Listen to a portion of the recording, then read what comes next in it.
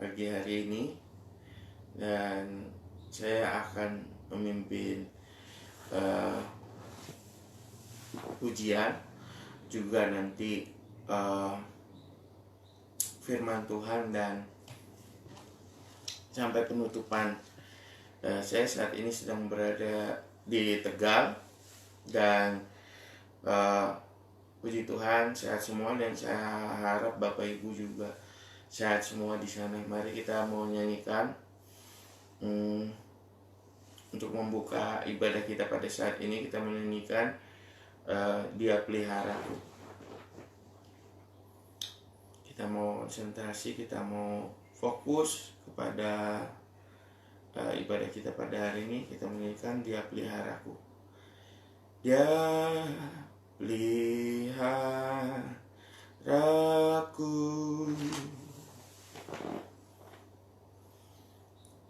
Dia peliharaku,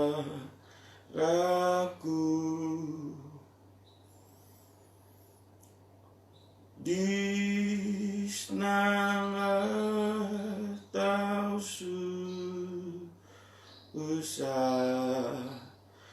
Dia peliharaku, Dia peliharaku, Dia peliharaku,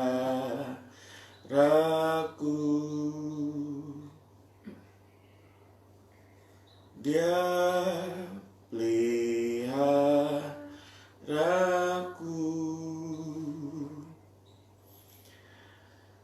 di senang atau susah, Dia peliharaku,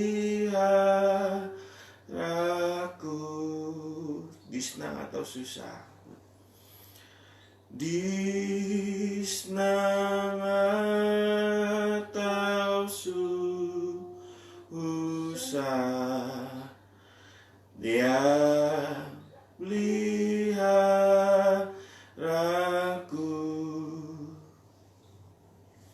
Pagi ini kita mau bersyukur kepada Tuhan kalau kita semua masih dalam penyertaan, masih dalam penjagaan Tuhan.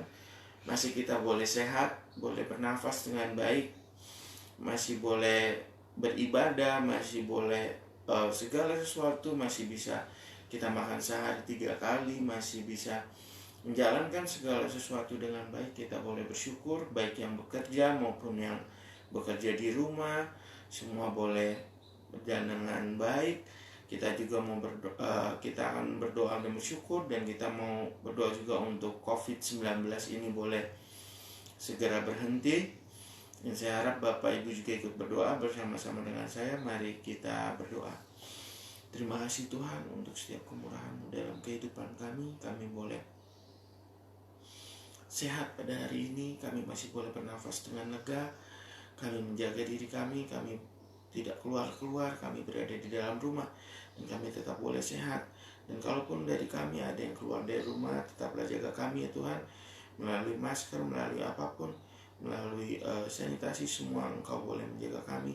Yang bersyukur untuk segala sesuatunya ini, badan yang sehat, tubuh, pikiran, hati kami yang masih sehat, yang masih mencari Engkau, semua hanya karena anugerah-Mu. Kami bersyukur dan kami berterima kasih untuk setiap kemurahan-Mu dalam kehidupan kami.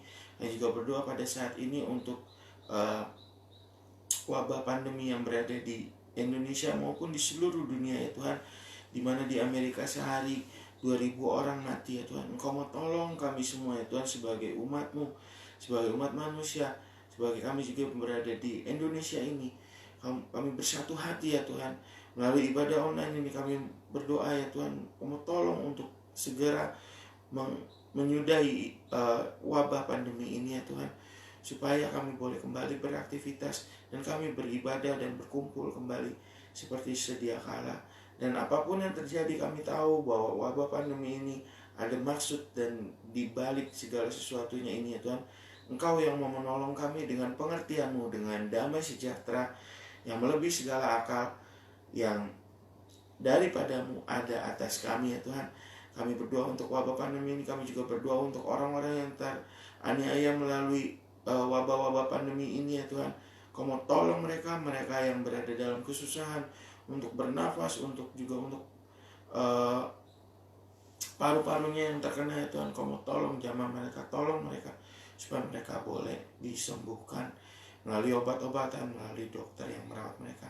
Kami berdoa Tuhan, Kau mau tolong untuk kami siap selalu menghadapi wabah pandemi ini. Dan Kau mau tolong tenangkan hati kami, jauhkan kami dari segala kekhawatiran. Walaupun kami tahu penyebarannya begitu cepat, tapi kami tahu juga Engkau Allah yang menolong kami, beserta dengan kami ya Tuhan. Terima kasih. Dan kita juga mau berdoa untuk Indonesia, baik pemerintah, agar biar kita semua terhindar dari rusuh. Juga krisis itu sudah pasti, tapi kita boleh berdoa untuk pemerintah biar mereka boleh siap menghadapi segala krisis. Juga untuk langkah-langkahnya seperti apa, biar Tuhan tolong baik Bapak Presiden Jokowi, juga Wakil Presiden Maruf Amin, serta menteri-menterinya. Juga untuk biar kepolisian juga segala aparat yang berada di Indonesia ini boleh menghandle agar tidak terjadi kerusuhan di Indonesia ini. Dan kita berdoa juga selalu untuk dokter-dokter dan perawat-perawat yang menangani, berada di garis depan untuk menghadapi COVID-19. Kita bersatu dalam doa. Tuhan, saat ini kami membawa Indonesia, pemerintah Indonesia Tuhan, baik Bapak Jokowi, Wakil Presiden Maruf Amin. Kau mau tolong mereka menghadapi segala sesuatunya Tuhan. Baik, nanti juga kami mendengar banyak hal yang mengkhawatirkan kami, ada perusuh-perusuh, baik juga akan ada krisis ya Tuhan. Tapi kami percaya di dalam tangan-Mu segala sesuatu Engkau menolong kami Tuhan. Kami tahu segala sesuatu ada yang dihindari, ada yang juga yang tidak dapat dihindari. Tapi yang kami percaya ketika kami bersama-sama dengan Engkau, Engkau menolong kami dan Engkau memulihkan kami, dan Engkau juga beserta dengan kami, dan kami boleh tenang. Kau mau menolong Tuhan pemerintah Tuhan menangani segala krisis, baik Menteri Keuangan, baik Menteri Perdagangan, segala sesuatunya Engkau mau tolong kami semua. Kami juga berikan kekuatan untuk Presiden Jokowi, berikan juga kekuatan untuk Wakil Presiden Maruf Amin menangani semua ini. Kami juga mengusir segala kuasa perusuh, kuasa setan, kuasa jahat yang mengganggu Indonesia ini di dalam nama Tuhan Yesus. Biar Indonesia boleh berada dalam lindungan Tuhan. Kami juga berdoa untuk para dokter, para perawat Tuhan yang menghadapi pasien-pasien COVID ya Tuhan. Kami juga mau tolong Tuhan untuk para inovator Tuhan, untuk membuat robot Tuhan seperti Ahok dan Erick Thohir, supaya mereka bisa cepat membuat robot agar banyak perawat yang tidak terpapar ya Tuhan. Yang berdoa juga untuk dokter dan perawat yang menghadapi Tuhan, lindungi mereka ya Tuhan dari virus ini, supaya ketika mereka menghadapi, mereka boleh mendapatkan ketenangan. Tolong mereka dalam pengorbanan mereka ya Tuhan, supaya mereka boleh kembali ke rumah mereka masing-masing dengan sehat dan mereka tidak terpapar. Kami berdoa juga untuk para perawat yang sudah jatuh sakit, baik pun mereka sudah meninggal ya Tuhan. Tolong mereka ya Tuhan, kuatkan keluarga-keluarga mereka. Terima kasih ya Tuhan. Tolong Indonesia, tolong dokter dan juga tolong perawat-perawat yang menghadapi ini. Kami memohon kepadamu Allah yang hidup. Terima kasih ya Tuhan. Dan kami saat ini akan memulai ibadah kami. Kau mau tolong kami untuk menyertai ibadah ini. Roh Kudus-Mu yang beracara dari awal, tengah hingga pada akhirnya. Terima kasih ya Tuhan. Dalam Yesus kami berdoa. Amin.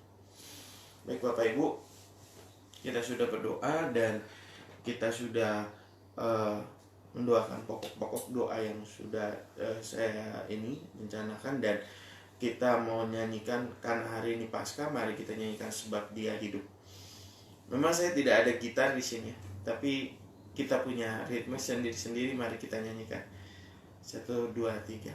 Anak Allah, Yesus namanya, menyembuhkan, menyucikan, bahkan mati, tebus dosaku, kubur kosong, membuka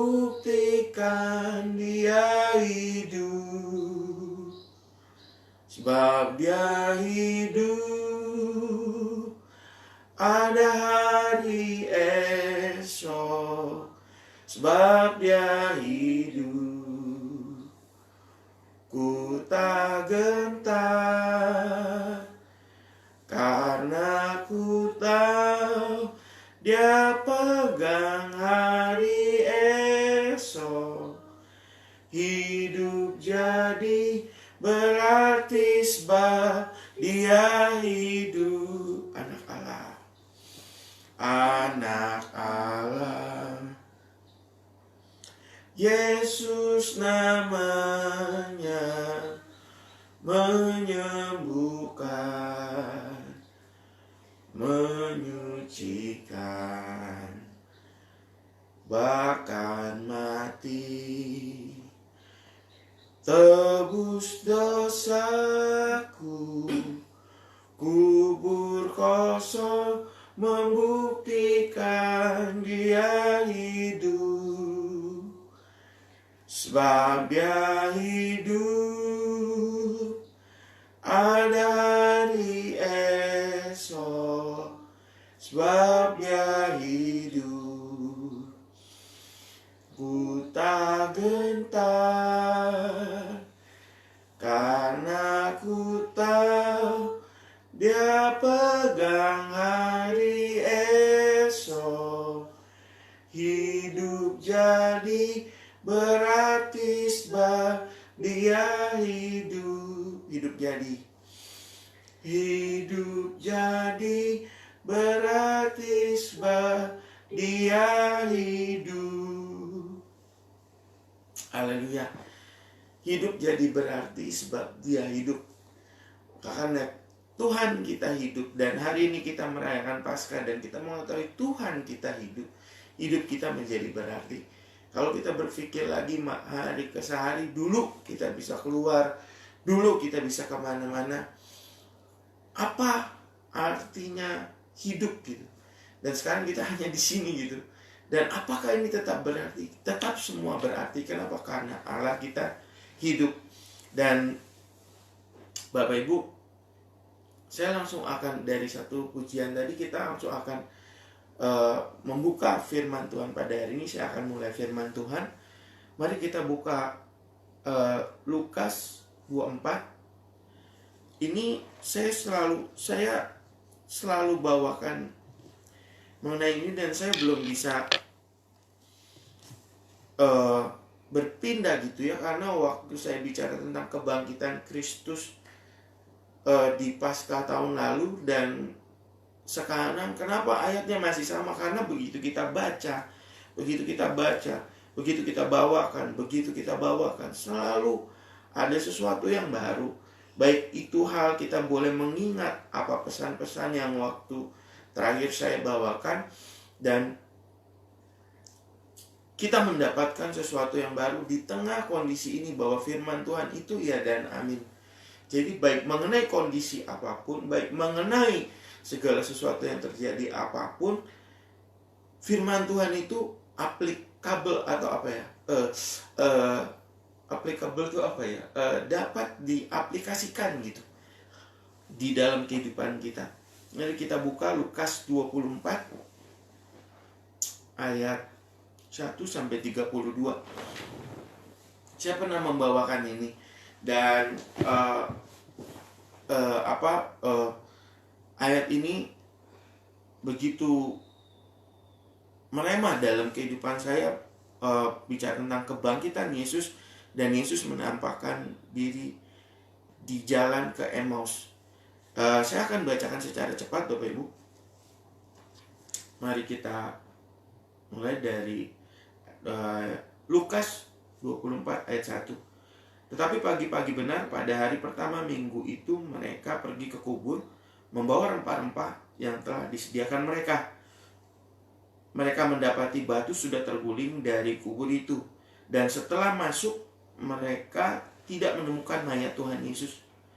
Sementara mereka berdiri termangu-mangu karena hal itu, tiba-tiba ada 2 orang berdiri dekat mereka memakai pakaian berkilau-kilauan. Mereka sangat ketakutan dan menundukkan kepala. Tetapi kedua orang itu berkata kepada mereka, "Mengapa kamu mencari dia yang hidup di antara orang mati? Ia tidak di sini, ia telah bangkit. Ingatlah apa yang dikatakannya kepada kamu ketika ia masih di Galilea, yaitu bahwa Anak Manusia harus diserahkan ke tangan orang-orang berdosa dan disalibkan, dan akan bangkit pada hari yang ketiga." Maka teringatlah mereka akan perkataan Yesus itu. Dan setelah mereka kembali dari kubur, mereka menceritakan semuanya itu kepada ke-11 murid dan kepada semua saudara yang lain. Perempuan-perempuan itu ialah Maria dari Magdala dan Yohana dan Maria ibu Yakobus. Dan perempuan-perempuan lain juga bersama-sama dengan mereka memberitahukannya kepada rasul-rasul.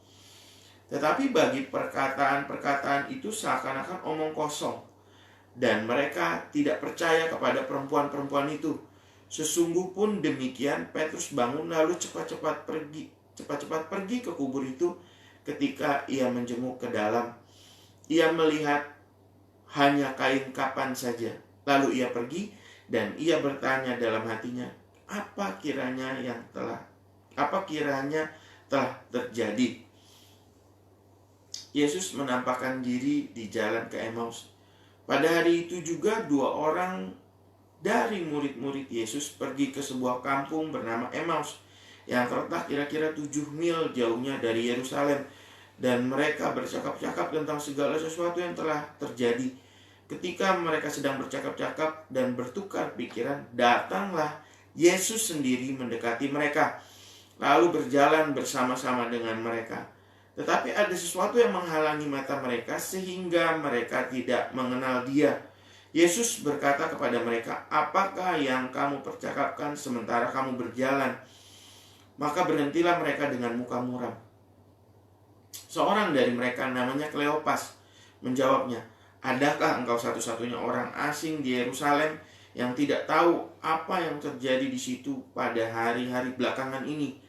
Katanya kepada mereka, "Apakah itu?" Jawab mereka, "Apa yang terjadi dengan Yesus orang Nazaret? Dialah seorang nabi yang berkuasa dalam pekerjaan dan perkataan di hadapan Allah dan di depan seluruh bangsa kami. Tetapi imam-imam kepala dan pemimpin-pemimpin kami telah menyerahkan Dia untuk dihukum mati dan mereka telah menyalibkannya.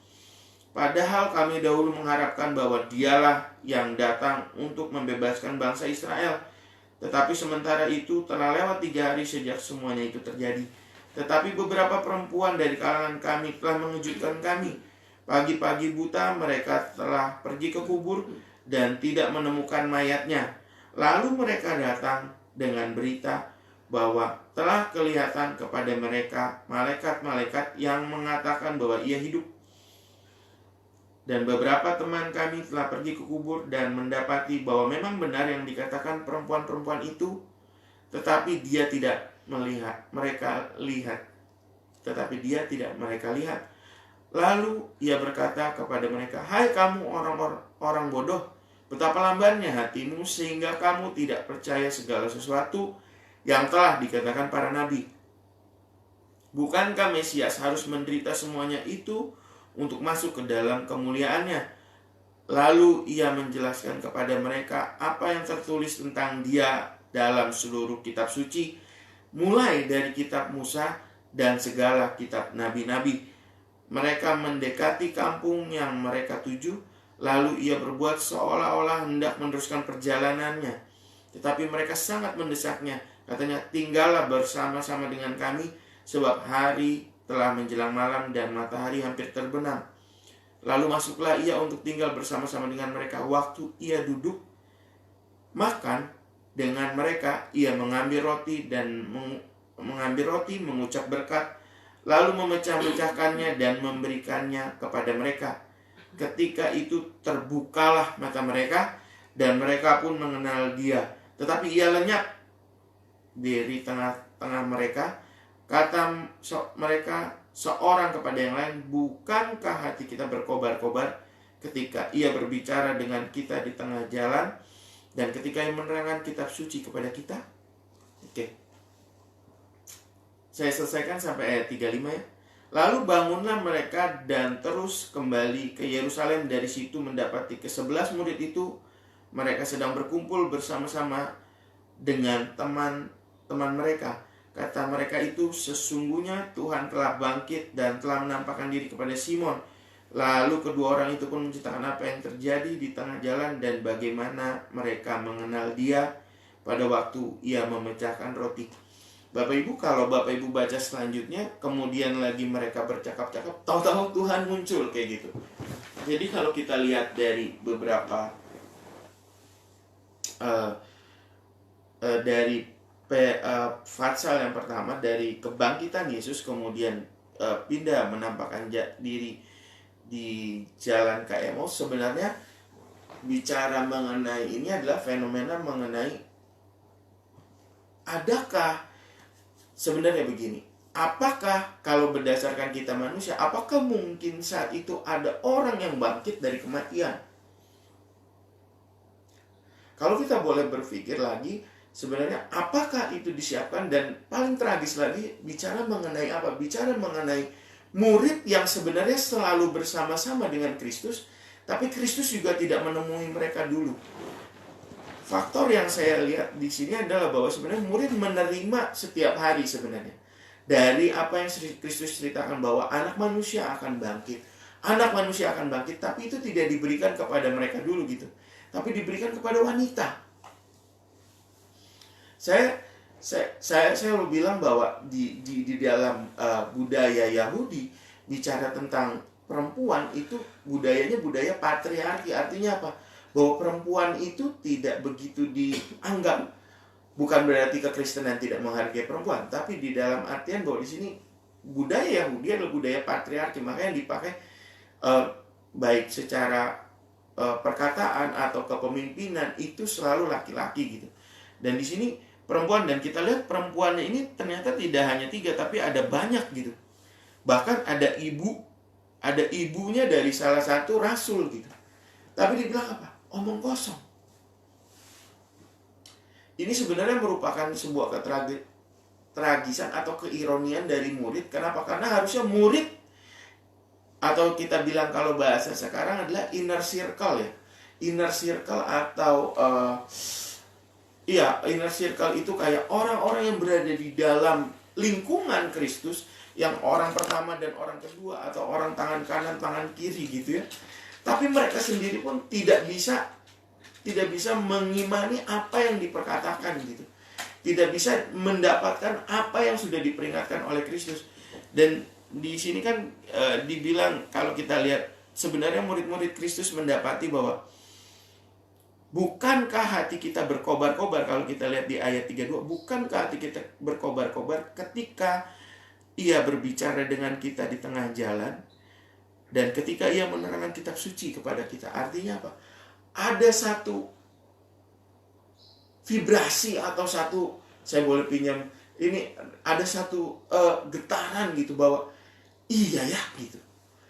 Iya ya, ini harusnya Kristus bangkit nih. Tapi kenapa kita ragu ya gitu. Dan itu sebenarnya kalau dibilang orang-orang tangan kanannya, justru di sini mengatakan perempuan-perempuan itu omong kosong. Omong kosong dibilang. Kalau bicara tentang seperti ini, maka sungguh sebenarnya sebuah ironis yang sangat besar gitu. Bahkan sampai Thomas dibilang saya nggak percaya kalau saya nggak ngeliat wujudnya, sampai Yesus harus datang, nih tusukin tangan kamu ke tangan saya yang ini gitu, yang bolong paku ini, supaya kamu tahu nih saya benar-benar ada. Dan dia bilang, berbahagialah orang yang percaya walaupun ia tidak melihat. Artinya apa sih? Bahwa yang saya ingin gambarkan baik dari para murid, dari para wanita. Kalau kita lihat para wanita para perempuan ini di awal-awal mereka pagi-pagi benar, mereka kan bawa, di sini dibilang pagi-pagi benar mereka, ayat 1, pergi ke kubur membawa rempah-rempah yang telah disediakan mereka. Bapak Ibu, membawa rempah-rempah itu tujuan mereka karena dulu mungkin belum ada formalin, itu apa sih? Biar dia bisa mengurangi atau memperlama atau menghambat atau memperlambat pembusukan mayat dari Kristus gitu. Jadi yang saya ingin gambarkan baik dari para murid, dari orang yang berjalan ke Emmaus, dari perempuan, bahwa berita tentang kebangkitan atau yang disampaikan oleh Kristus tentang kebangkitan ini sendiri, itu pun juga penuh dengan perjuangan. Pasca lalu saya bilang pergumulan, tidak spektak gitu ya. Kalau kita nonton panggung Indonesian Idol, ada panggung spektak itu seperti itu gitu ya. Tapi berita kebangkitan yang harusnya menjadi kabar yang begitu menggembirakan bagi para murid, dibilang dia, kamu tahu nggak? Kamu jangan, kalau dilihat di sini Kristus bertanya, kenapa mukanya muram? Kamu tahu nggak? Ada nabi yang kita begitu sayang ini, tapi pemimpin kami menyerahkan dia untuk dibunuh. Artinya apa? Ini merupakan sebenarnya berita yang sangat dinanti-nanti bahwa Kristus bangkit gitu. Tapi bergumul gitu. Bahwa ini pergumulan, bukan hal-hal yang spektakuler gitu. Sebenarnya kita harus melihat lagi kalau bicara tentang ini, mendasarinya adalah bahwa ini dari teologi, dari apa, atau maksudnya yang saya ingin gambarkan adalah pergumulan ini, mengapa Tuhan memakai cara ini, dan mengapa pergumulan ini berada di dalam berita kebangkitan gitu.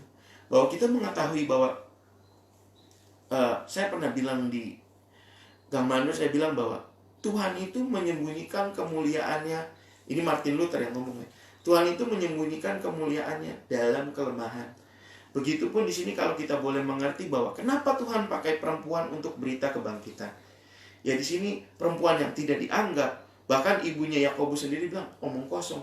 Berarti itu perempuan rame-rame dengan segala rempah-rempah. Mereka juga sebenarnya dengan segala rempah-rempah, dengan segala ingin menghambat Yesus. Mereka pun tidak punya vibrasi atau tidak punya getaran dalam pikiran mereka bahwa hari yang ketiga anak manusia akan bangkit.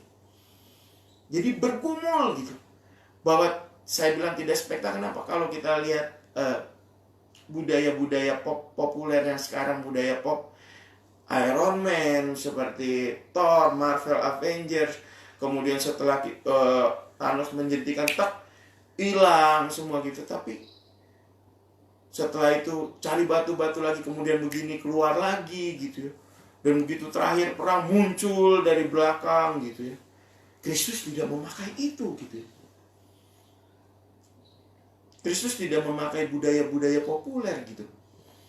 Ini bijaksana dan hebatnya Alkitab gitu ya. Jadi yang di sini yang kita lihat nanti ke depan adalah bahwa bagaimana Kristus ingin dikenal.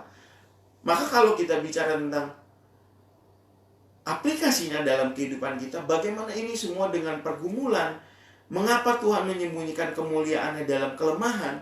Maka kalau kita aplikasikan dalam kehidupan kita, maka kita memperkenalkan Kristus yang ada di dalam diri kita, juga bukan dengan budaya-budaya yang duniawi sebenarnya.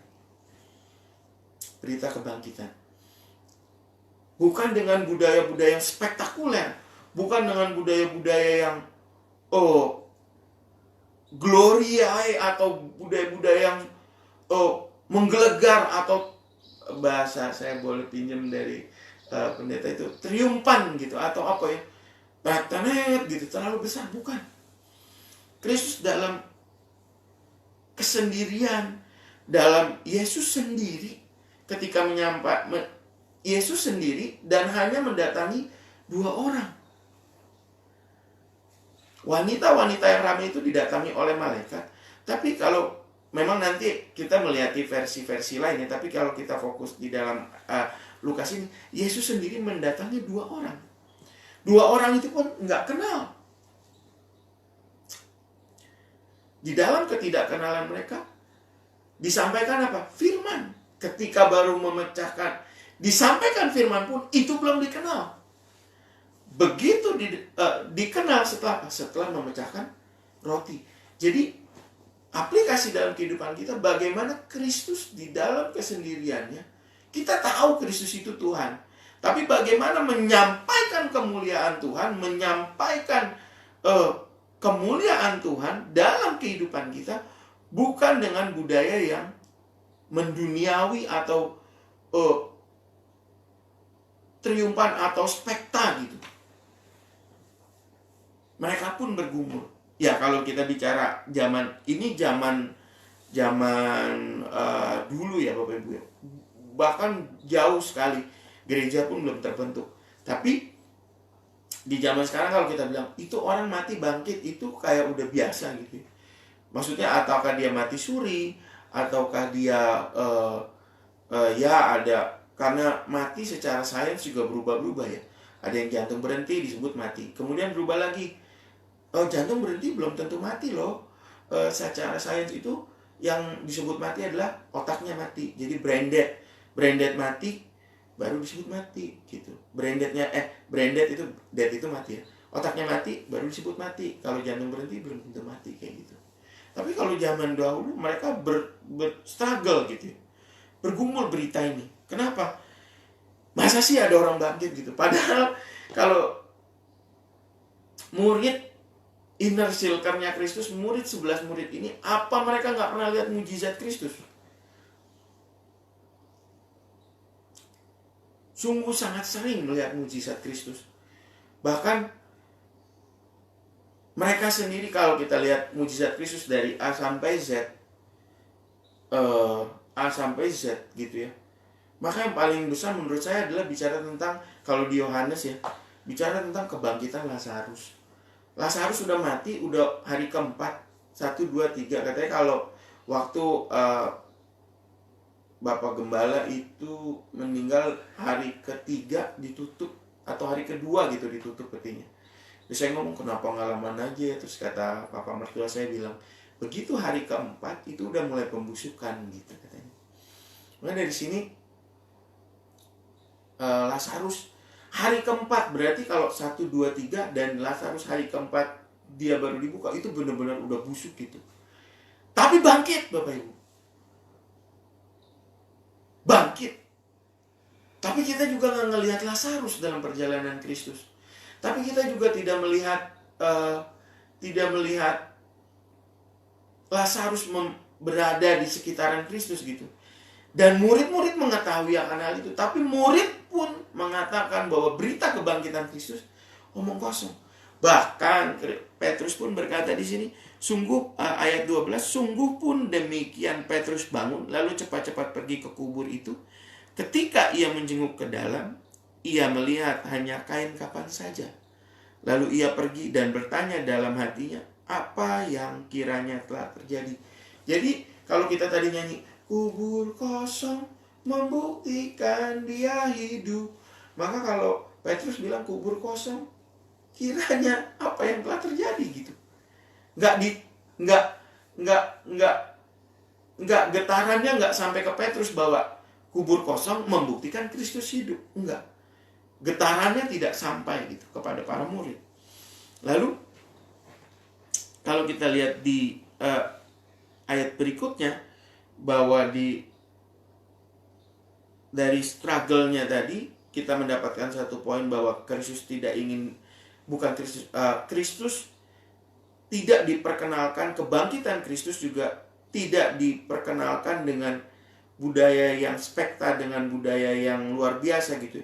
Sebenarnya kalau Tuhan Yesus ingin gaya-gaya Hollywood atau gaya-gaya spekta sekarang tuh sebenarnya dia nggak perlu bangkit dari kuburnya dan kemudian diberitakan oleh wanita sebenarnya. Cukup dia kuburnya buka, dia taruh aja ke Roma, dia datang aja itu di Roma langsung ceng gitu. Dan itu Roma bisa bertobat itu semua. Tapi nggak kayak gitu memperkenalkan Kristus. Ini bicara apa? Tentang teologi salib. Tidak bisa tersembunyi Bapak Ibu. Tersembunyi. Maka orang yang melihat salib itu, kalau kita bahas Paskah kemarin Jumat Agung, salib merupakan batu sandungan. Batu sandungan artinya apa? Orang yang batu sandungan artinya membuat kita tersandung. How can you call it a God when he is on the cross? Bagaimana kita bisa memanggil dia Tuhan sedangkan dia disalib?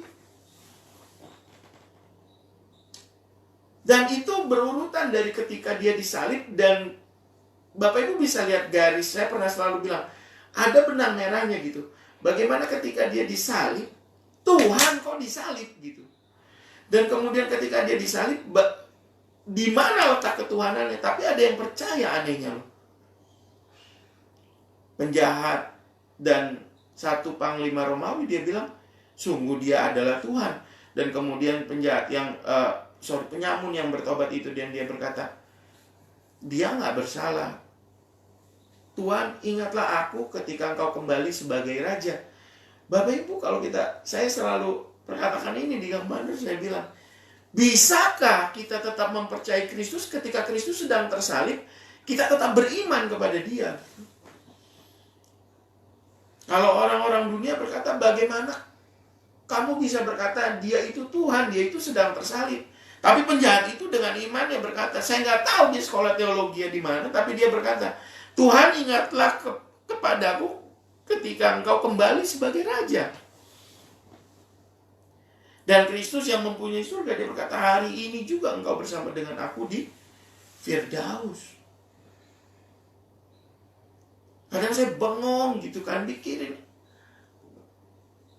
apa yang Tuhan ingin sampaikan gitu ya. Apa yang Tuhan ingin berikan gitu. Mengapa kok Tuhan lemah tapi bisa mendapatkan jiwa gitu. Kita kan kalau bisa penginjilan, ya Tuhan, kalau bisa penginjilan ketika saya pergi, ya perginya kalau bisa penginjilannya ke tempat yang adem lah. Jalan jangan becek lah. Minuman warung banyak lah gitu. Ibaratnya gitu. Tapi Kristus lagi disalib bisa mendapatkan gitu. Begitupun di dalam kebangkitan ini, ketika bangkit dipakainya wanita gitu. Struggle. Sungguh kita harus banyak bergumul Bapak Ibu.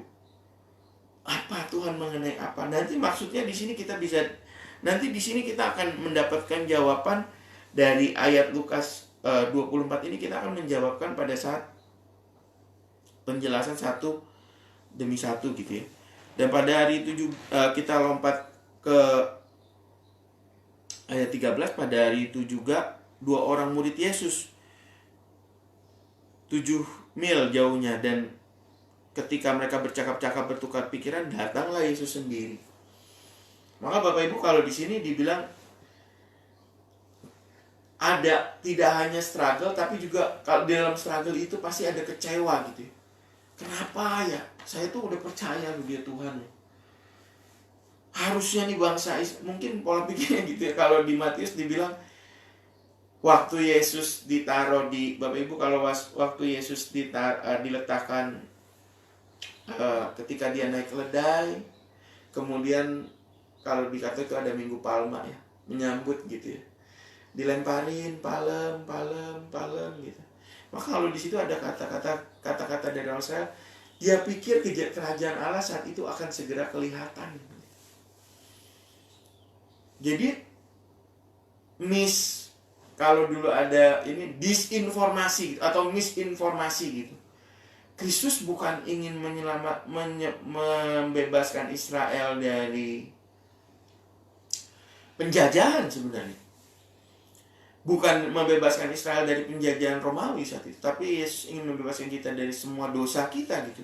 Biar murka Allah itu bukan ditimpakan kepada kita, tapi ditimpakan kepadanya sebenarnya.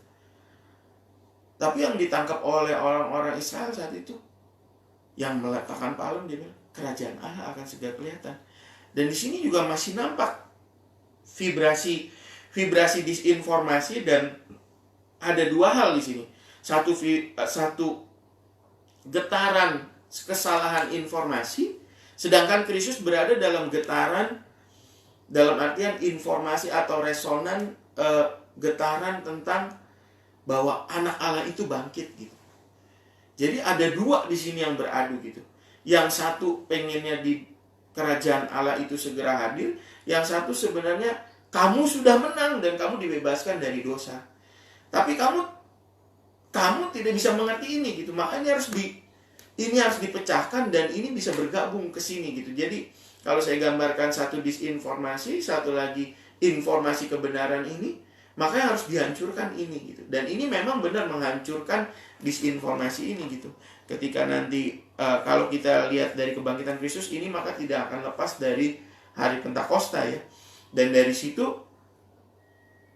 bukan lagi bicara tentang kerajaan Israel, bukan lagi bicara tentang Israel dibebaskan dari Romawi, tapi dibicarakan apa? Bahwa Kristus yang akan menolong dan membebaskan kamu dari segala dosa. Tapi kamu telah menganiaya dia. Kayak gitu. Kalau kita baca di Kisah Para Rasul ya. Kalau nanti saya dapat kesempatan lagi, mari kita mengingat lagi dulu tentang apa gitu. Gereja pertama kali dimulai itu tentang apa? Bahwa Roh Kudus itu turun itu untuk apa? Dan ketika dibicarakan segala nubuatan Nabi Yoel itu bicara tentang apa? Yang dimaksudkan di situ adalah Yesus Kristus gitu. Maka jadi ada dua informasi, yang satu getaran informasinya masih pengen Kristus itu membebaskan Israel dari jajahan Romawi, tapi di sini yang sebenarnya adalah berita kemenangan itu sendiri yang paling benar gitu. Bicara apa? Dosa sudah dikalahkan, maut sudah dikalahkan, dan Kristus telah menang gitu. Jadi masih berjalan gitu. Dan ketika saya masih fokus di bagaimana dua murid ini berjalan, ketika mereka berjalan, mereka berkata muram, muka mereka muram. Kenapa kayak gitu? Kristus datang, kenapa muram? Dibilang ada nabi katanya, Yesus orang Nazaret, nabi berkuasa dalam pekerjaan dan perkataan di hadapan Allah dan di depan seluruh bangsa kami. Tetapi imam-imam, kepala dan pemimpin-pemimpin kami telah menyerahkan dia untuk dihukum mati, dan mereka telah menyalibkannya. Ayat 21, padahal, nah ini kata ini Bapak Ibu, kenapa dia masih berada di dalam vibrasi atau resonan tentang Kristus membebaskan Israel dari Romawi ya. Padahal kami dulu mengharapkan, ayat 21, padahal kami dahulu mengharapkan bahwa dialah yang datang untuk membebaskan bangsa Israel. Tetapi sementara itu telah lewat 3 hari sejak semuanya itu terjadi. Jadi ini yang membuat juga kengerian di dalam kehidupan kita Bapak Ibu ya. Ketika firman yang benar tidak disampaikan, maka vibrasi ini kalau aplikasi dalam kehidupan kita ya. Ketika firman yang benar tidak disampaikan, atau firman yang benar mungkin disampaikan tapi kita masih punya vibrasi yang salah dalam kehidupan kita, maka berita ini tidak nyampe Bapak Ibu. Jadi ini akan terus beradu gitu. Makanya saya coba sampaikan pada hari ini adalah bicara apa? Tentang kebangkitan Kristus, bahwa Kristus yang ingin disampaikan di sini adalah apa? Kebangkitan yang benar-benar Tuhan itu sudah bangkit. Hey, kata dia. Tapi kamu masih berada dalam ini. Fokus kamu adalah apa? Israel bebas dari penjajahan Romawi gitu. Maka dalam kehidupan kita juga nggak bisa berkata, Tuhan saya masih pengen ini, tapi saya ingin ini kamu sebagian. Nggak bisa Bapak Ibu. Kita punya fokus kita ini apa gitu. Kemarin Andrimon berkata, kita nggak bisa berkata, aku hamba dosa, tapi kita tidak bisa berkata, aku hamba kebenaran, tapi juga masih melakukan dosa. Atau kita berkata, aku bukan hamba kebenaran. Kebenaran itu seperti koin Bapak Ibu. Kalau baik kamu kalau kamu tidak berada dalam kebenaran, maka kamu berada dalam dosa. Nggak ada titik netral gitu. Dibilang tidak bisa berdiri di antara dua perahu, nggak bisa. Karena yang satu pergi ke kanan, yang satu pergi ke kiri, dan kamu akan tercebur gitu. Maka begitupun dalam hal ini gitu. Berita kebangkitan tidak bisa diterima karena apa? Karena mereka masih punya pemikiran mereka sendiri. Mereka masih punya idealisme mereka sendiri.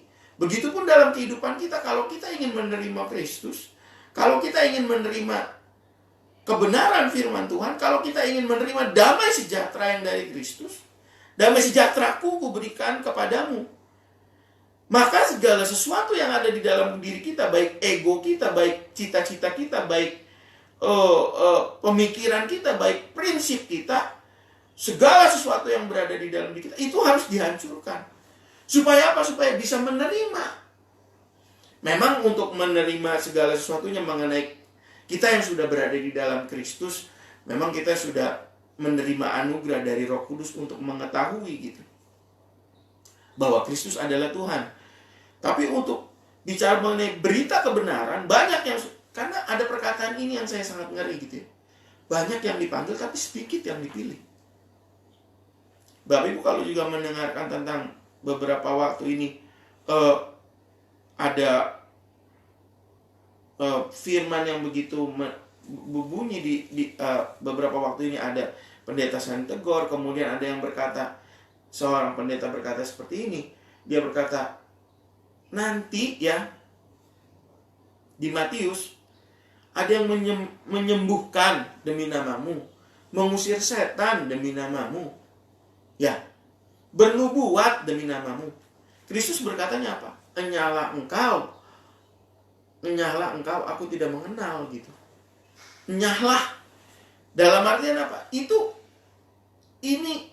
kalau kita boleh, Roh Kudus boleh memimpin saya pada hari ini gitu ya, memberikan firman kepada Bapak Ibu, ini kalau kita boleh lihat, baik idealisme, baik atau ini dirinya kita nih.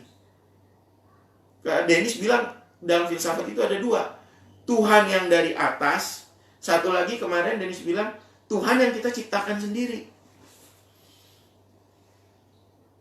Maka kalau saya perbandingkan dengan yang saya ingin sampaikan pada hari ini, kalau kita lihat tentang dua orang berjalan di Emmaus gitu ya, dan Tuhan membukakan pada hari ini gitu, bahwa bicara tentang apa?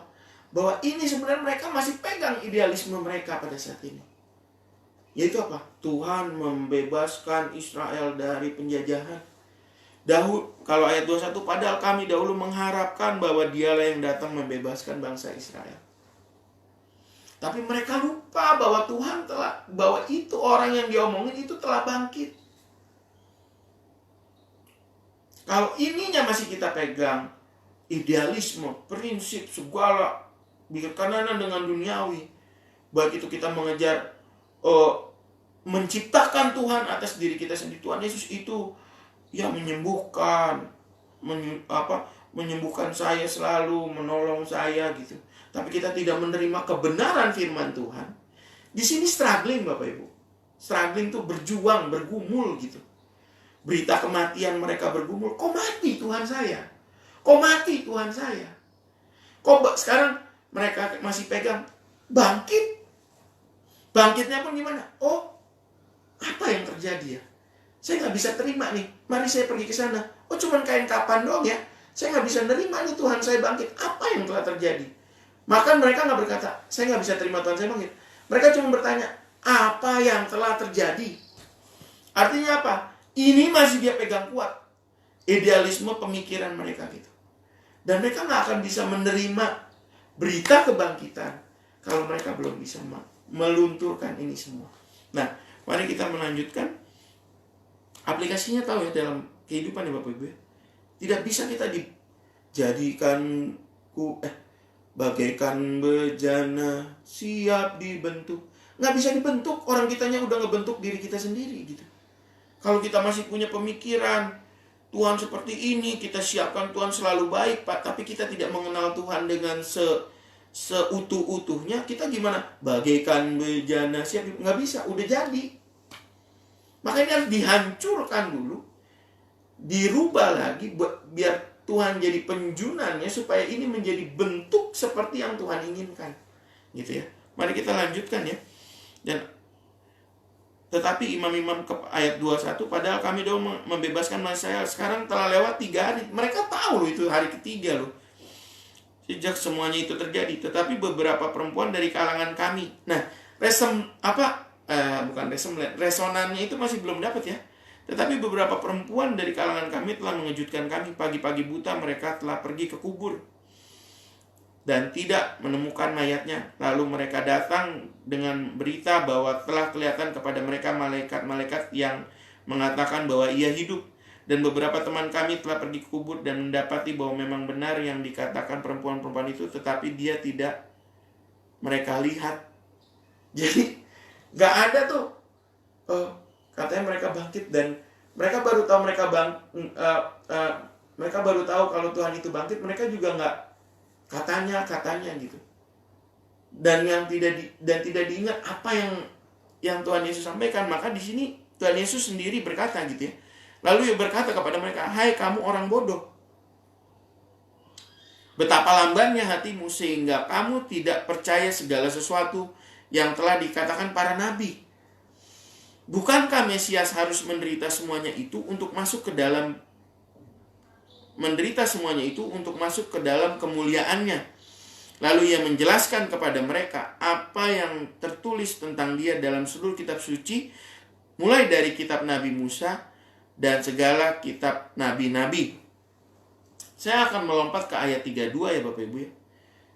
Dan kata mereka seorang kepada yang lain, "Bukankah hati kita berkobar-kobar ketika ia berbicara dengan kita di tengah jalan dan ketika ia menerangkan kitab suci kepada kita?" Jadi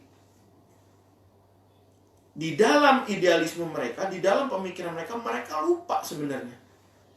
Dan ketika Kristus tentu dengan kasih karunia Allah ya, ketika Kristus itu datang, Kristus sendiri meskipun mereka tidak mengenal gitu ya. Dan bagaimanakah gambaran Kristus ingin dikenal, seperti saya sampaikan pasca tahun lalu, bagaimana Kristus ingin dikenal? Kristus itu ingin dikenal. Kalau kita lihat di sini tidak diulang gitu ya. Tidak diulang malaikat ngomong apa terhadap di ayat-ayat kita lihat bahwa di sini ada ayat 6 ya, 24 ayat 6, ia tidak di sini, ia telah bangkit. Ingatlah apa yang dikatakannya kepadamu ketika ia masih di Galilea, yaitu bahwa anak manusia harus diserahkan tangan orang berdosa dan disalibkan dan akan bangkit pada hari yang ketiga, ayat 6 dan 7 gitu ya. Itu malaikat yang ngomong, itu nggak diulang-ulang gitu Bapak Ibu. Tapi yang menjadi sumber konfirmasi bahwa Kristus adalah bangkit, ini yang saya sampaikan pasca tahun lalu, bahwa sumber konfirmasi Kristus bangkit pada saat ini bukan bicara tentang malaikat yang mengkonfirmasi sebenarnya kalau di Lukas ini. Tapi bicara tentang apa? Kesamaan antara kitab suci dengan apa yang terjadi saat itu gitu.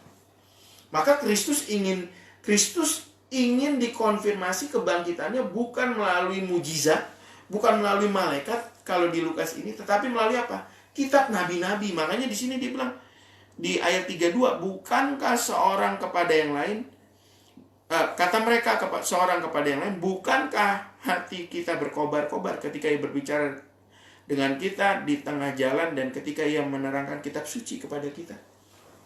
Jadi Kristus ingin dikonfirmasi, ingin dikenal kebangkitannya melalui kitab-kitab gitu. Dan berita kebenaran ini, kembali lagi ke hal yang tadi ya, berita kebenaran ini tidak bisa kita terima kalau kita udah membentuk Kristus kita sendiri. Kita tidak bisa menikmati berita kebangkitan ini dengan Kristus yang kita bentuk diri dari kita sendiri. Saya pengen tuh Tuhan itu kalau bisa saya kenal dengan mujizat lah, dengan kesembuhan lah, dengan kekayaan lah. Itu Tuhan saya gitu. No. Tuhan ingin dikenal melalui kitab. Tuhan ingin dikenal melalui apa? Kitab. Maka kalau kita melihat segala sesuatu dari segala sesuatu yang telah terjadi dalam kehidupan kita, kita ingin mencari Tuhan, maka kita mencarinya melalui ini, Bapak Ibu. Banyak yang berkata Alkitab dipalsukan, tapi yang ngomong udah hidupnya, ada yang ngomong gini, Alkitab telah dipalsukan, tapi dia hidupnya udah sekian tahun dari ratusan tahun yang ini gitu. Alkitab oke lah dibikinnya tanggal disahkannya oleh berapa, tapi ada bapak-bapak gereja yang mengkonfirmasi gitu. Sehingga itu dipalsukan, isinya jadi ini. Kemudian dia bikin kitab baru, bikin agama baru, bikin klaim baru, bikin supaya banyak ateis baru kayak gitu. Tapi Alkitab ini kitab segala zaman, ya dan amin. Orang yang ngomong kayak gitu nggak baca Alkitab juga saya nggak tahu ya. Apa dia? Karena saya kemarin mendapatkan satu buah quote ya gitu ya. Kita menjawab orang, kita bertanya kepada orang, atau kita bertanya kepada orang dan kita dijawab oleh orang, itu bukan untuk mengerti, tapi untuk siap-siap menjawab lagi gitu. Banyak orang yang kayak gitu. Ketika mendengarkan firman ini, dia mempersiap. Ketika mendengarkan firman ini, kalau mungkin orang-orang itu, saya harap kita bisa menerima hari ini firman Tuhan dengan baik ya. Ada orang yang mendengarkan firman Tuhan untuk mempersiapkan jawabannya lagi gitu. Padahal firman Tuhan ya dan amin gitu. Saya bicara tentang juga mengenai kalau bicara tentang itu, kita bicara tentang relativisme gitu ya, bahwa beberapa waktu saya sampaikan bahwa ada orang yang berbicara tentang saya bahwa segala sesuatu itu relatif, dan kemudian saya bilang ada kebenaran mutlak. Itu bicara tentang apa? Ketika mereka membaca ini, mereka akan menyiapkan jawaban-jawaban dari apa yang kita sampaikan gitu. Maka gimana? Ini bicara tentang ini, dia punya idealisme sendiri, tapi dia tidak bisa menerima berita kemenangan gitu. Matinya Tuhan itu mati bukan hanya untuk matinya Tuhan, bangkitnya Tuhan bukan hanya untuk orang-orang berdosa, Bapak. Orang-orang ateis itu sebenarnya kasihan sebenarnya. Kita nggak bisa syukurin lu. Nanti kalau Tuhan datang lu pasti pada bertukuk-lutut, nggak bisa kayak gitu juga ya. Bahwa pendeta Budi pernah bilang juga, dia bilang pikirin nggak, kata dia. Ketika kita mengampuni orang, itu kita mencoba memindahkan pikiran kita ke pikiran Kristus gitu ya. Kristus tuh sebenarnya, Kristus kalau nggak turun, ini saya agak intermezzo sedikit Bapak Ibu. Kristus kalau nggak turun nggak rugi Bapak Ibu. Kristus kalau nggak ngampunin kita, dia berada di tahtanya, dia tetap mulia gitu. Tapi dia memikirkan orang-orang pilihannya untuk dia turun dan dia mati di atas kayu salib supaya bisa selamat. Maka proses pengampunan pun pola pikirnya kayak gitu. Itu orang yang nyakitin kita terus, kalau kita pikirin pola pikirnya apa gitu. Di situ kita mungkin bisa lebih mudah mengampuni gitu. Tapi yang kita pengen sampaikan di sini bahwa orang-orang kayak gitu kasihan gitu. Mereka menyiapkan itu. Nah, ini di sini hanya kuasa doa. Kalau Dennis bilang firman Tuhan, mendengar firman Tuhan, doa, satu lagi baca Alkitab gitu. Tapi kalau bicara tentang bagaimana orang yang sudah berada di luar Tuhan dan kemudian dia terus gitu ya, Alkitab palsu apa segala, itu kita udah perlu doain aja lah. Tapi doain dalam artian positif ya Bapak Ibu ya. Jangan doain, Tuhan kalau bisa cepat mati ya, jangan juga gitu ya. Tapi bagaimana kita berdoa kepada Tuhan supaya dia boleh menerima apa yang kita terima hari ini. Apa yang kita tahu hari ini, bahwa Kristus adalah Tuhan dan dia bangkit. Itu yang kita perlu beritahu kepada mereka. Kalau Tuhan mati buat saya, bangkit buat saya, buat kita semua, dia juga bangkit untuk engkau gitu. Untuk kamu yang menghujat, untuk kamu yang jahat, untuk kamu yang berbuat dosa, untuk kamu yang sekarang saat ini belum bisa menerima Tuhan. Tuhan mati buat engkau juga gitu. Itu yang kita perlu doakan kepada mereka Bapak Ibu.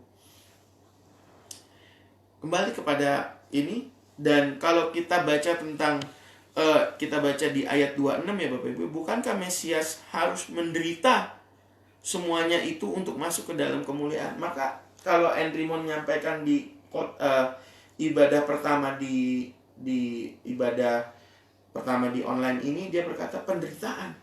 Maka memang tidak ada kemuliaan tanpa penderitaan Bapak Ibu. Ya. Menderita, tapi menderita juga bukan menderita nyari-nyari gitu ya. Saya nggak makan 10 hari lah, biar saya kelaparan. Enggak juga gitu. Tapi saya nggak makan lontong, tapi makan nasi, sama aja. Tapi bagaimana kita menderita untuk Tuhan gitu. Sekarang kita kan berada di hari-hari gitu ya, kita diem aja di rumah gitu. Kalau yang demen jalan, untung saya, ini sekedar lucu-lucuan, untung saya ini kaum rebahan gitu ya. Jadi saya nggak keluar-keluar gitu, berada di rumah aja. Tapi kalau orang yang itu menderita gitu Bapak Ibu, saya pengen ngapain ya, saya pengen ngapain.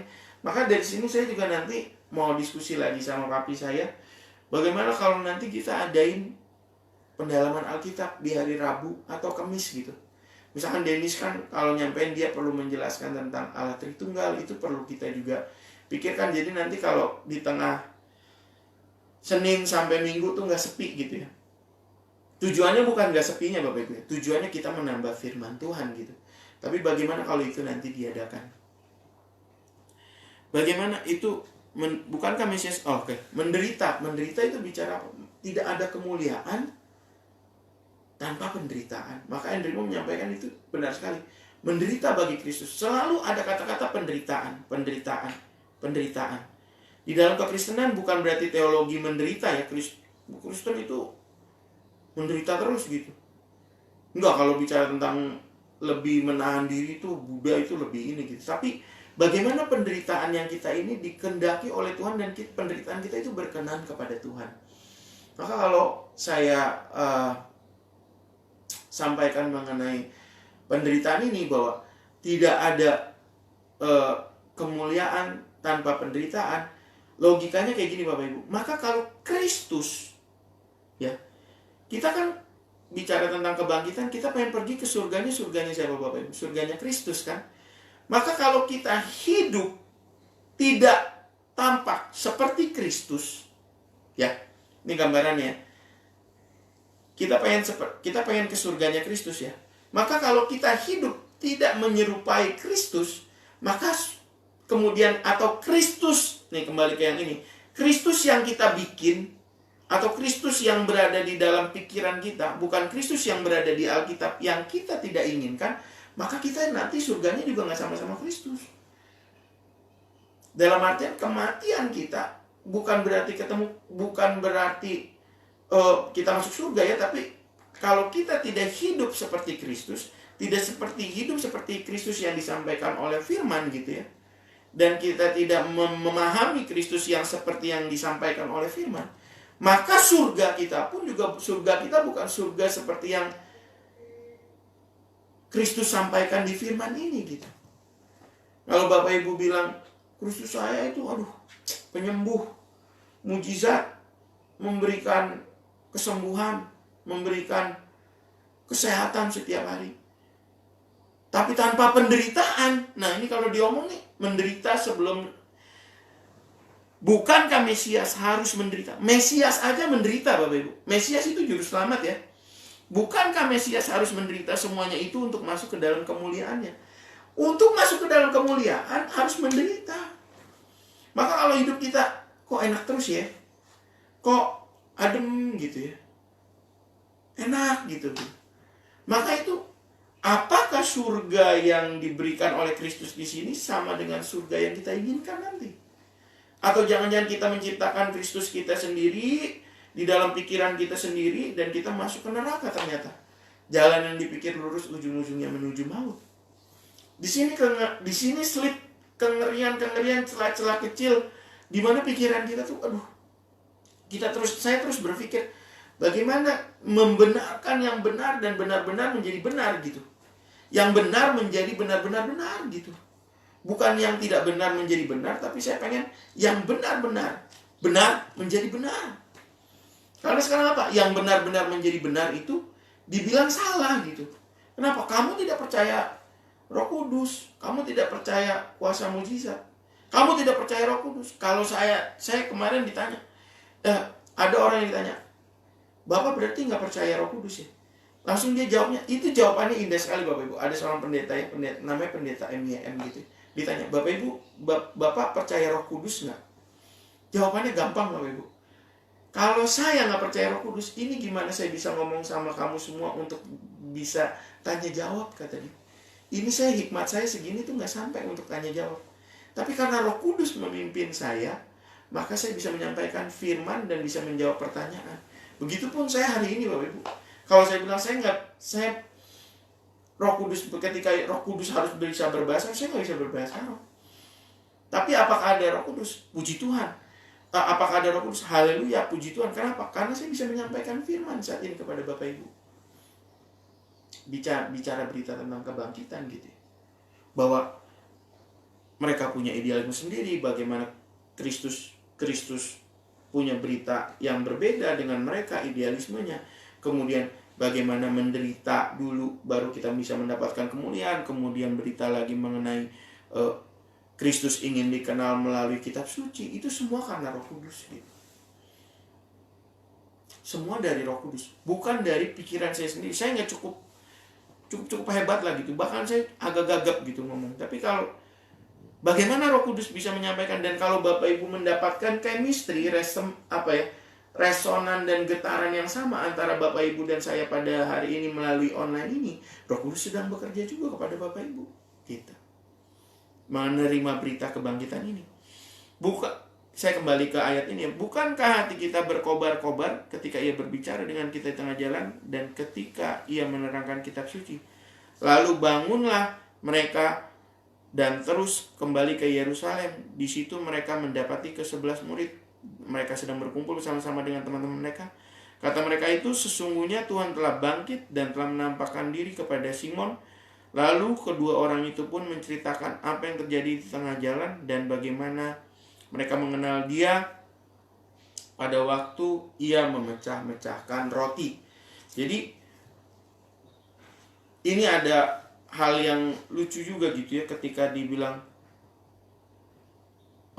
kalau kita baca, tadi saya lewatin 28 sampai 30. Kalau kita baca sebenarnya di 31 sampai 32, satu poin lagi saya mau sampaikan. Ketika 28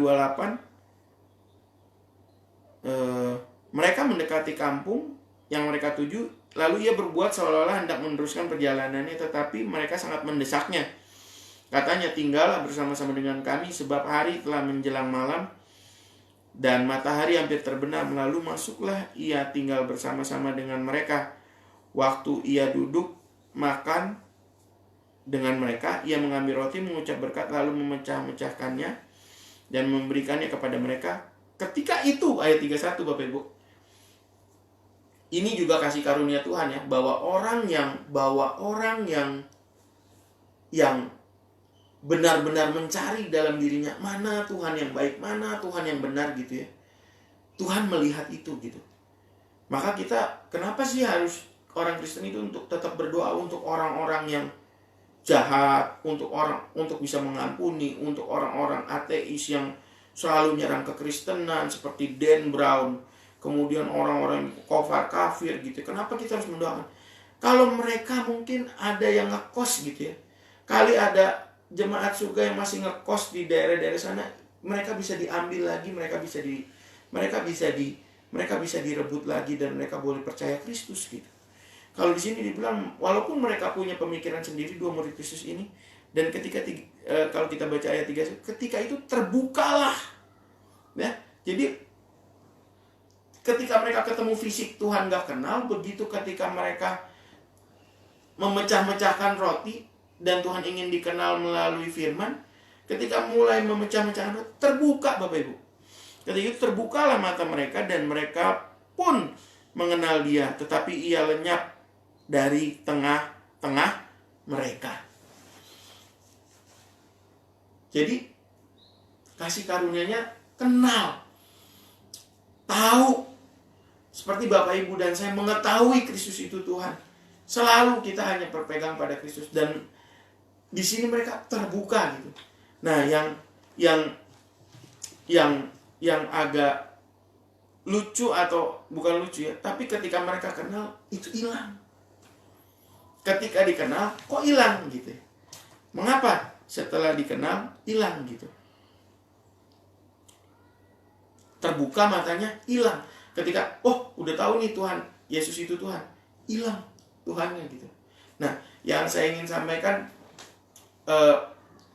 dalam hal ini adalah gini Bapak Ibu, bahwa kalau kita, ini poin pasca tahun lalu ya, bahwa kalau kita sudah dikuatkan seperti hari ini kita bertemu gitu ya, bertemu dalam online gitu ya, kita sudah dikuatkan melalui firman, Tuhan itu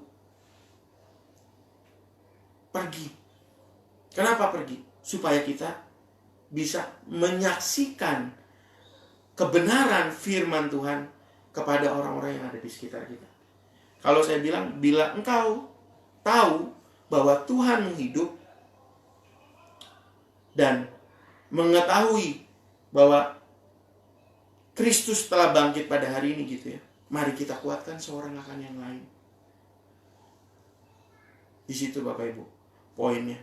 Nah, kalau Kristus harusnya sih enaknya kalau kayak film-film Putri Salju gitu ya. Ketika Putri Saljunya mati, dicium, dia bangkit. Akhirnya apa? Dia bersama-sama dengan pangeran selamanya, happily ever after gitu ya. Tapi di dalam kekristenan enggak. Ketika kamu sudah menemui Kristus, kamu mendapatkan getaran akan Kristus, bersatu dengan Kristus, mengerti tentang Kristus, maka Kristus meninggalkan supaya kamu bukan berat fisik gitu ya, fisik meninggalkan engkau supaya kamu bisa menguatkan seorang akan yang lain. Dan di sini peran Roh Kudus. Roh Kudus yang akan menyertai kita ketika kita menguatkan seorang akan yang lain. Seperti saya menguatkan Bapak Ibu menguatkan saya. Dan kalau kita lihat arti akan kehidupan itu sendiri gitu ya. Kalau bicara tentang kebangkitan, maka kita bicara tentang kehidupan. Kalau kita bicara tentang kematian, ada kuasa kematian Kristus, bagaimana Kristus mati, dia tetap berkuasa. Tapi juga ketika Yesus hidup, dia bangkit, dia berkuasa. Saya ingin Bapak Ibu mengajak membuka dibuka di Matius, saya rasa di Yohanes. Di Yohanes 17 ayat 3. Mari kita buka Yohanes 17 ayat 3.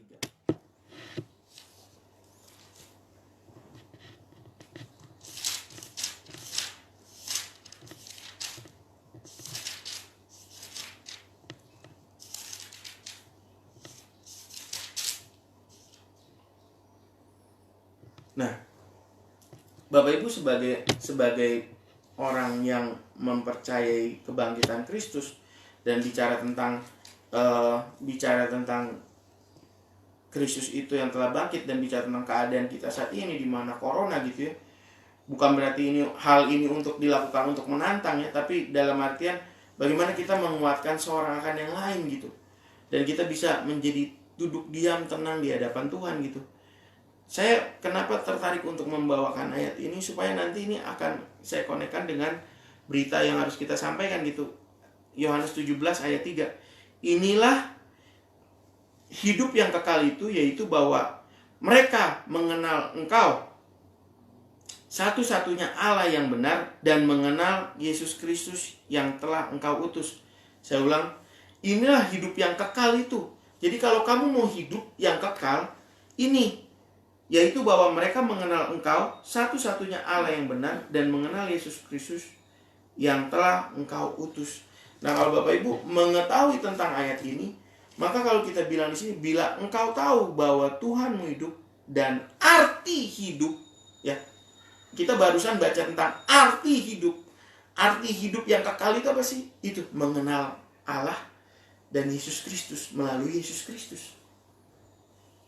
Kalau kita sudah tahu mengenai kedua hal itu, Yesus bangkit pada hari ini, kita mengetahui Tuhan kita hidup, dan kita mengetahui arti hidup itu, mari kita kuatkan seorang akan yang lain. Gitu.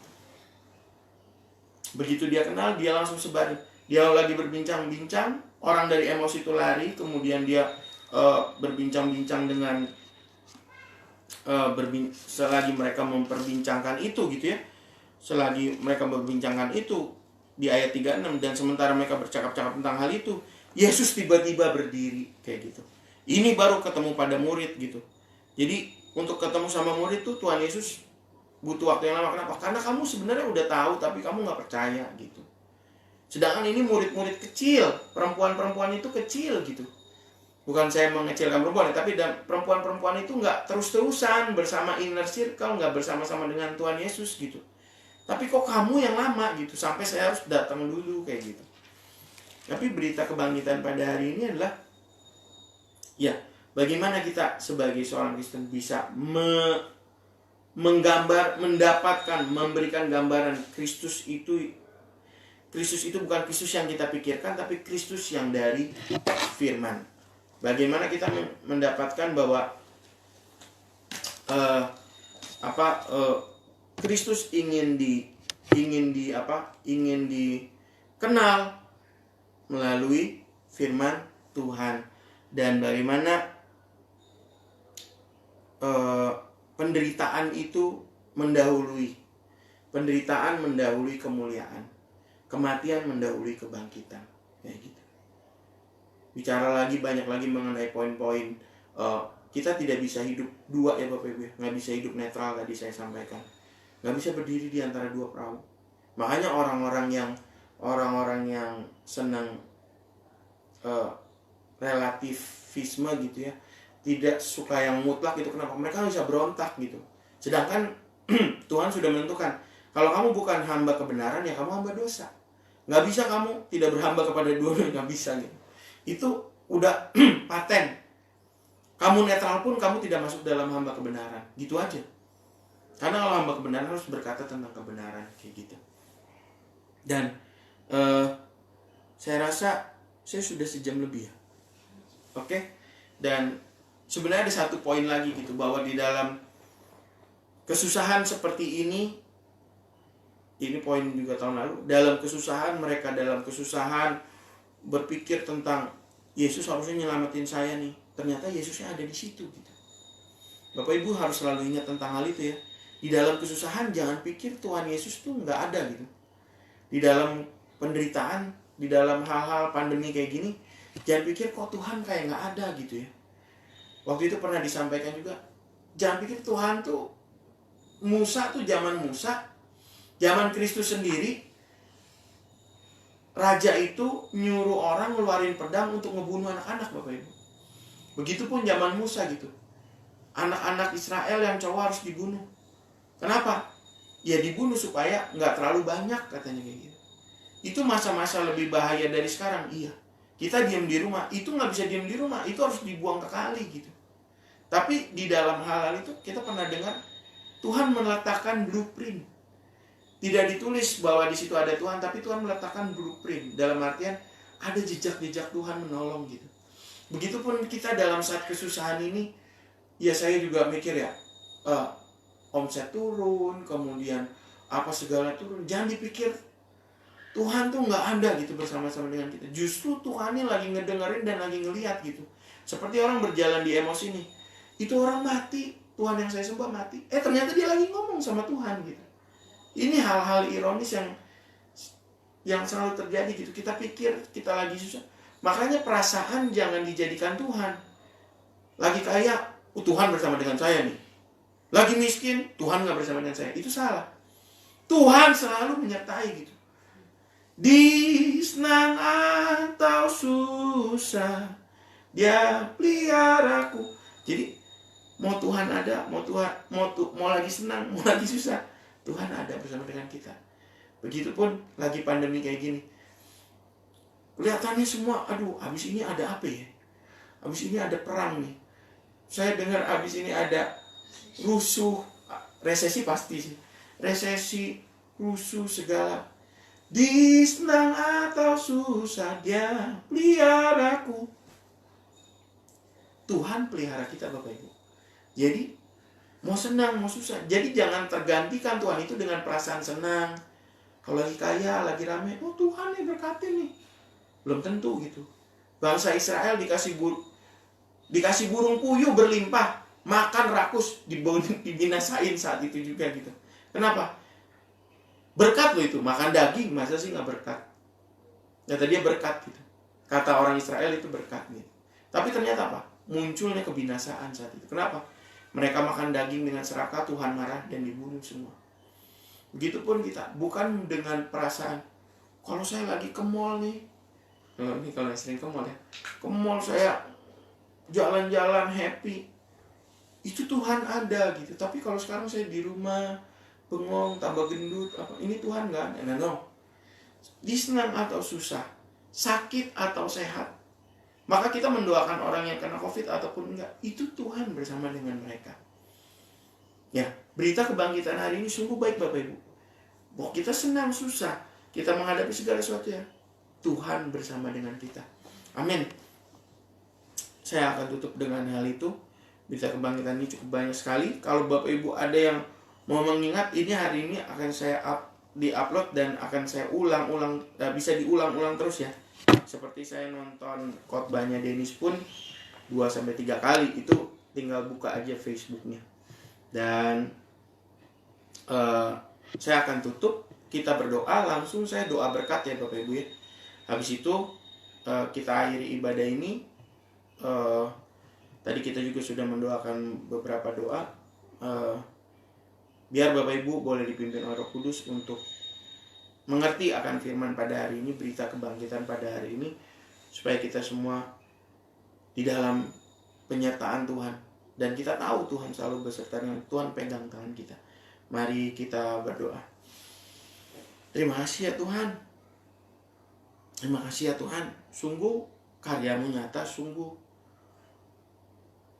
Roh Kudus-Mu ada di atas kami semua. Kalau kami boleh mengerti, kalau kami boleh memahami firman-Mu pada hari ini, sungguh kami bersyukur dan kami berterima kasih. Terima kasih untuk setiap penyingkapan firman-Mu, iluminasi dari firman-Mu terhadap kami ya Tuhan. Bahwa kami harus melakukan segala sesuatu, menerima berita kebangkitan ini dengan sukacita, meskipun di tengah duka cita yang begitu besar ya Tuhan. Kami tahu bahwa Engkau begitu baik terhadap kami. Engkau telah mati bagi kami, dan Engkau bangkit untuk kami, dan waktunya bagi kami memberitakan kemenangan ini, bahwa Kristus telah bangkit dan Kristus telah berada di surga nanti untuk menolong kita semua dan mengirimkan Roh Kudus-Nya untuk kami semua. Terima kasih Tuhan untuk firman-Mu yang begitu baik pada hari ini. Dan biarlah orang yang menerima berita ini, orang yang mengerti akan berita ini, boleh terus Engkau berkati sertai ya Tuhan. Kami juga terus berdoa tidak henti-hentinya untuk baik usaha, baik apa yang kami kerjakan ya Tuhan. Biar apa yang kami kerjakan itu semua untuk berkenan kepadamu. Engkau yang mau menolong kami. Kami tahu Engkau beserta dengan kami, tapi kami juga tidak tahu apa yang akan terjadi di depan kami. Tapi yang kami tahu, Engkau akan terus memegang tangan kami ya Tuhan. Kami belum tahu mengenai akan ada kerusuhan, mengenai segala sesuatu, baik ekonomi atau apapun, tapi kami hanya berpegang kepadamu. Peganglah tangan kami ya Roh Kudus. Tolong kami ya Tuhan. Kalau kami tidak damai sejahtera, berikan damai sejahtera yang melebihi segala akal, dan kami mendapatkan definisi hidup, yaitu tentang mengenal Engkau. Itu yang menguatkan kami. Kristus yang menguatkan kami, Roh Kudus menguatkan kami. Terima kasih untuk semuanya itu ya Tuhan. Mari kita menopangkan tangan kita. Kita mau doa berkat. Saudara-saudaraku yang terkasih, terimalah berkat Tuhan. Damai sejahtera Allah yang melebihi segala akal menyertai hati dan pikiranmu, juga segenap keluargamu dimanapun engkau berada. Kasih karunia dari Tuhan kita Yesus Kristus dan persekutuan dengan Roh-Nya yang kudus menyertai kita, usaha kita, bahkan hidup kita dimanapun kita berada. Biar kita menjadi berkat bagi orang-orang di sekitar kita. Tuhan menyertai kita dari sekarang sampai Ia datang kembali. Terima kasih Tuhan untuk segala sesuatunya, pimpinanmu untuk ibadah ini. Haleluya. Amin. Ya. Sampai bertemu Bapak Ibu. Tuhan Yesus memberkati. Tetap berdoa. Dan nantikan untuk ibadah pendalaman Alkitab ya. Kalau nanti bisa hari Rabu ya. Tuhan memberkati. Dadah.